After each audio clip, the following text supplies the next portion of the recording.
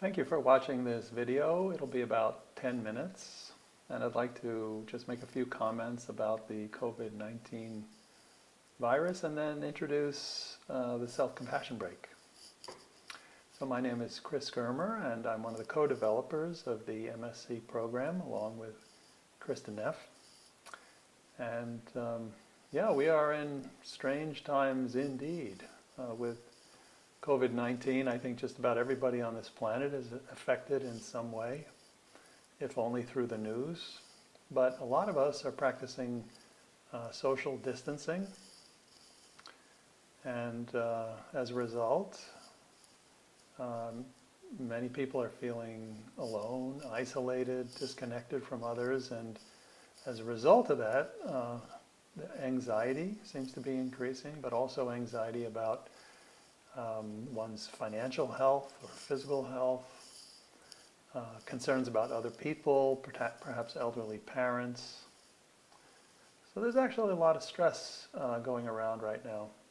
Sometimes the virus triggers old traumas. So self-compassion can help. Self-compassion is a powerful resource for emotion regulation.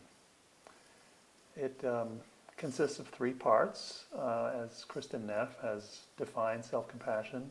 The first part is mindfulness, which means to be aware of what we're experiencing while we're experiencing it. The second is common humanity, which is a reminder that we're not alone.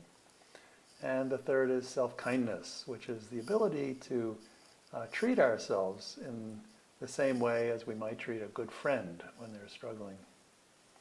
So with all the anxiety in the air these days, it's also good to know that self-compassion has been consistently shown to decrease the sympathetic nervous system activity, which is the kind of the threat response, and to increase parasympathetic activity, which is often associated with relaxation, calming, and self-soothing.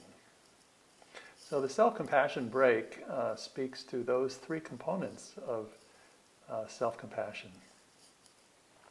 Mindfulness is really helpful because when we're caught in a difficult emotion or when we're focused on others, taking care of other people, we forget about ourselves. But if we can check in and say, oh, what am I feeling?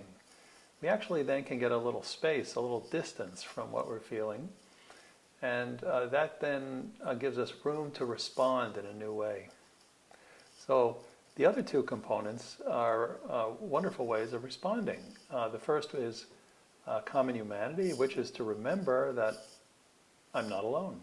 In other words, often when we are in the grip of a difficult emotion, anxiety, despair, if we feel alone, it magnifies. So when we can remind ourselves that we're not alone, often the emotion subsides. Secondarily, self-kindness. We can then be kind to ourselves rather than getting caught up in some anxious thought trains or behaviors that don't serve us well. So let's do this exercise if you're interested. It'll just take maybe 5 minutes or so.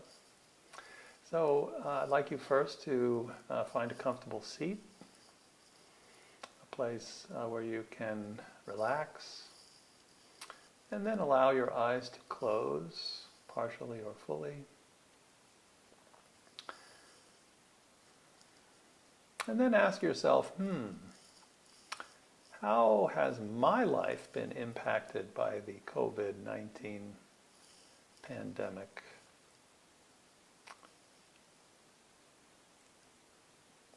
And in particular, noticing any way in which you might be feeling stress as a result of this situation. So if perhaps you're not taking care of an elderly person that you would like to, and it gives you some distress.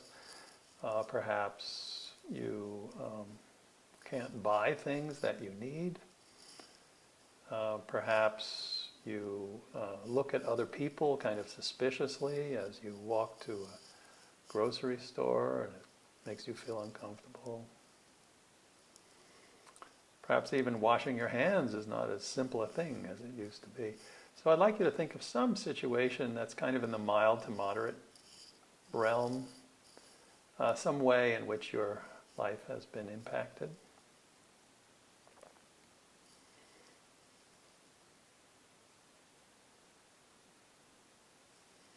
And notice if thinking about that causes any tension in your body, any stress, any uneasiness.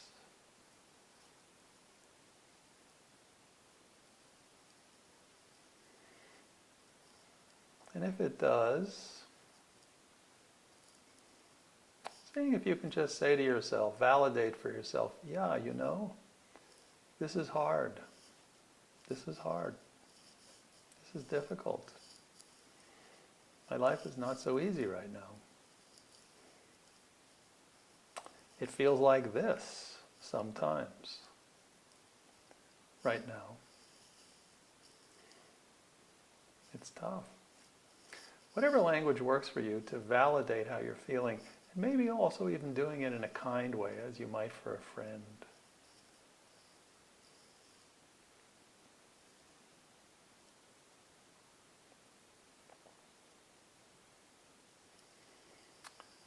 So that's the mindfulness component. The second component, common humanity, is to remind yourself that you're not alone. That actually most people on this planet are being affected right now by the virus in some way. And this is how it feels. This is how it feels to worry about money. This is how it feels to worry about our health. This is how it feels to get caught up in the news cycle. This is how it feels. This is how it feels not to be able to go outside, not to get the kind of exercise I need. I'm not alone. So reminding yourself that you are not alone. This is how it feels to be in a situation like this. Many people feel just as I do.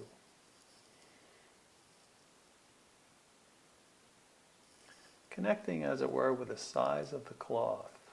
Seeing yourself as one thread in the cloth, and that as a human family, we're all going through this together.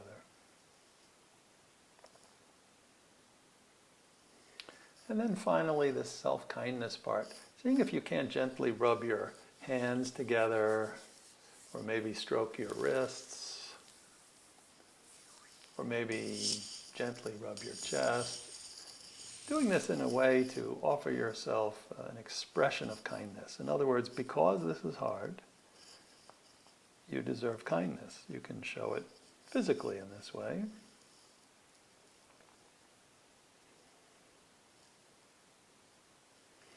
Or perhaps there are some words you'd like to offer to yourself, words of kindness, comfort, support.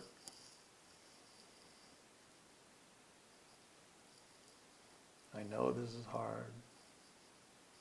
Maybe even speaking, as it were, from a compassionate side of yourself, or as you might to a dear friend, you know. I'm here for you. I know this is hard. This will pass, but in the meantime, you're not alone. You have what it takes.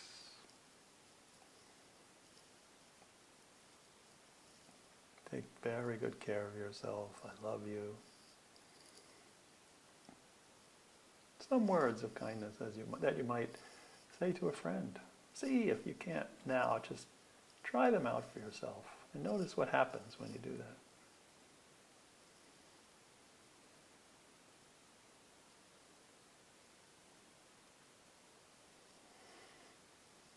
Okay, and before you open your eyes, just to recap, there are 3 parts. Mindfulness, this is a moment of struggle. This is stressful. Common humanity, I'm not alone. There are many people going through this just like me. And then kindness, warmth, friendliness, connection. And in daily life, you can practice this self-compassion break. It may only take a minute, even 30 seconds. Or you can practice just a part of the exercise. Whatever feels right to you.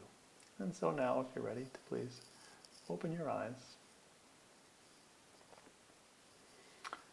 And thank you for participating. And if you would like to get more information on self-compassion, you could always go to the Center for MSC website, www.centerformsc.org. Thank you, and stay safe.